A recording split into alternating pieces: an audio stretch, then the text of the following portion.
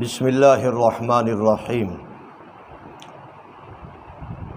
مسلمانوں کا قرآن و سنت کے مطابق عقیدہ یہ ہے، غائب کا علم، پوشیدہ علم سوائے اللہ کے کوئی نہیں رکھتا۔ انبیاء علیہ الصلاۃ والسلام گناہوں سے بالکل پاک ہیں، اللہ تعالیٰ ان کو بچا کے رکھتے ہیں، لیکن بعض اوقات انبیاء کے فیصلے واقعہ کے خلاف صادر ہوتے ہیں،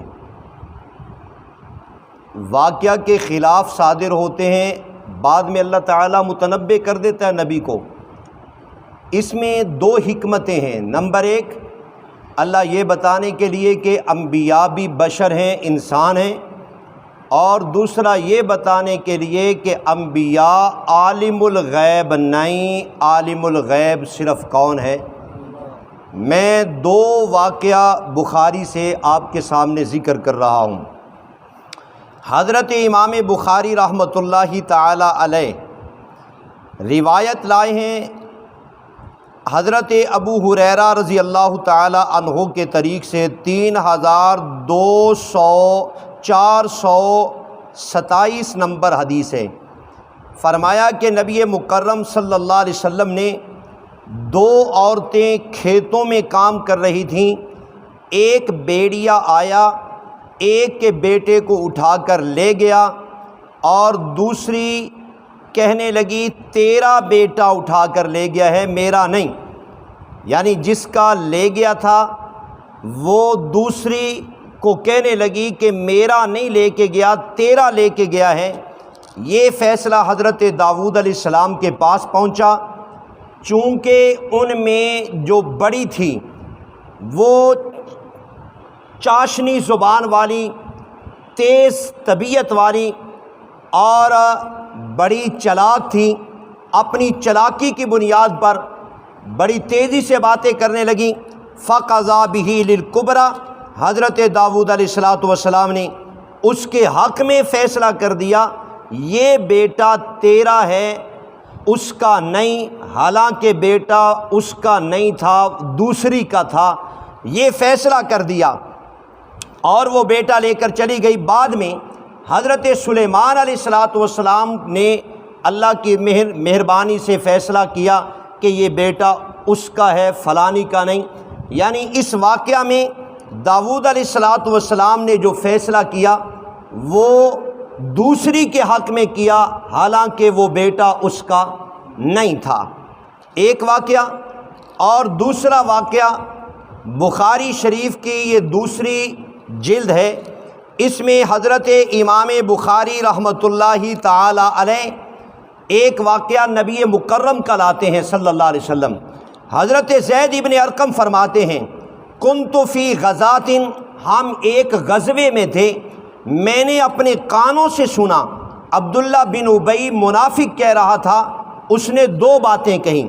نمبر ایک، لا تنفقوا علی من عند رسول اللہ حتی ينفضوا من حولہ، کہ بھائی صحابہ پہ خرچ نہ کرو تاکہ یہ نبی مکرم کو چھوڑ کر بھاگ جائیں۔ اور دوسری بات اس نے یہ کہی لا یخرجن الاعز منها الاذل، الیاذ باللہ، کہنے لگا کہ ہم منافق عزت والے ہیں، صحابہ ذلیل ہیں۔ اس نے یہ جملے بولے اور کہنے لگا ہم عزت والے، ان کو مدینے سے نکال دیں گے۔ حضرت زید فرماتے ہیں یہ میں نے کان سے بات سن لی۔ فذکرت ذلک لعمی، میں نے اپنے چچا سے کہا کہ چچا جان یہ بات ہوئی ہے۔ اس نے میرے چچا نے نبی پاک کو بتا دیا۔ آپ علیہ السلام نے مجھے اور عبداللہ بن ابی کو دونوں کو تحقیقات حال کے لیے طلب کر لیا۔ جب ہم دونوں آئے، اس نے اپنی تیز زبانی کے ساتھ اور اپنی جلد بازی کے ساتھ اور آوازدار باتوں کے ساتھ نبی پاک علیہ السلام کو قسمیں بھی دیں۔ کہنے لگا اللہ کی قسم میں نے یہ جملے نہیں بولے۔ تو حضرت زید بن ارقم رضی اللہ تعالیٰ عنہ فرماتے ہیں فَكَذَّبَنِي رسول اللہ صلی اللہ علیہ وسلم وصدقا، نبی پاک نے میری تکذیب فرما دی، عبداللہ بن ابی منافق کی تصدیق کر دی، اور فرماتے ہیں فَأَصَابَنِي هَمٌّ لَّمْ يُصِبْنِي مِثْلُهُ قَطْ، مجھے ایسی تکلیف پہنچی جو کبھی زندگی میں تکلیف نہیں پہنچی تھی۔ حالانکہ عبداللہ نے یہ جملے کہے تھے اور اس نے چرب زبانی کے ساتھ پیغمبر علیہ السلام کو قائل کر لیا اور آپ علیہ السلام نے اس کی تصدیق فرما دی۔ بعد میں اللہ نے پوری صورت منافقون نازل فرمائی اور اللہ تعالیٰ نے اس صورت منافقون میں بیان فرمایا کہ میرے پیغمبر عبداللہ بن ابی منافق جھوٹا ہے اور حضرت زید ابن ارقم سچا ہے۔ یہ دو واقعات میں نے آپ کے سامنے بخاری سے رکھے ہیں کہ دو نبیوں نے ایسے فیصلے کیے جو واقعہ کے موافق نہیں تھے، اللہ نے بعد میں تنبیہ کر کے درست فرمائے۔ اب اگلی بات، اسی بنیاد پر حضرت امام بخاری رحمۃ اللہ تعالی علیہ بخاری شریف میں ایک حدیث لائے۔ اب نتیجہ آپ نے برآمد کرنا ہے، اور یہ روایت حضرت امام بخاری لائے 2258 نمبر یہ حدیث ہے۔ حضرت ام سلمہ فرماتی ہیں نبی پاک علیہ السلام نے فرمایا انما انا بشر، اے لوگوں میں بھی ایک بشر انسان ہوں، انہو یاتینی الخصم، جب لوگ میرے پاس جھگڑا لے کر آتے ہیں اور مجھ سے فیصلے کروانے کے لیے آتے ہیں، فلعل بعضکم ان یکون ابلغ من بعض، ان میں سے بعض چرب زبان ہوتا ہے، تیز باتیں کرتا ہے، چکنی چیڑی باتیں کرتا ہے، اور وہ اس طرح کی باتیں کرتا ہوتا وہ جھوٹا ہے، فآسب انہ قد صدق، میں یہ سمجھتا ہوں کہ یہ بندہ سچا ہے، اور فرمایا وَأَقْضِي لَهُ بِذَلِكَ، میں اس کے حق میں فیصلہ کر دیتا ہوں اس کی چکنی چیڑی باتوں کی وجہ سے اور اس کی تیز باتوں کی وجہ سے اور اس کی تیز طبیعت کی وجہ سے۔ فرمایا فَمَنْ قَضَيْتُ لَهُ بِحَقِّ مسلم، اگر میں یہ فیصلہ واقعہ کے خلاف کر دوں تمہاری زبانوں کی تیزی کی وجہ سے، فرمایا کسی کا حق تمہارے لیے کر دوں تو یہ تمہارے لیے حلال نہیں ہوگا، یہ ہیا قطعۃ،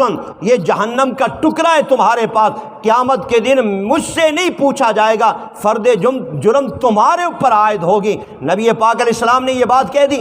تو یہ تینوں واقعات، یہ تینوں حدیثیں بخاری شریف کی میں نے آپ کے سامنے ذکر فرمائی، تو نتیجہ کیا نکلا کہ ایسے واقعات اس بات کی بین دلیل ہیں کہ انبیاء غائب دان نہیں ہیں، انبیاء انسان ہیں، بشر ہیں۔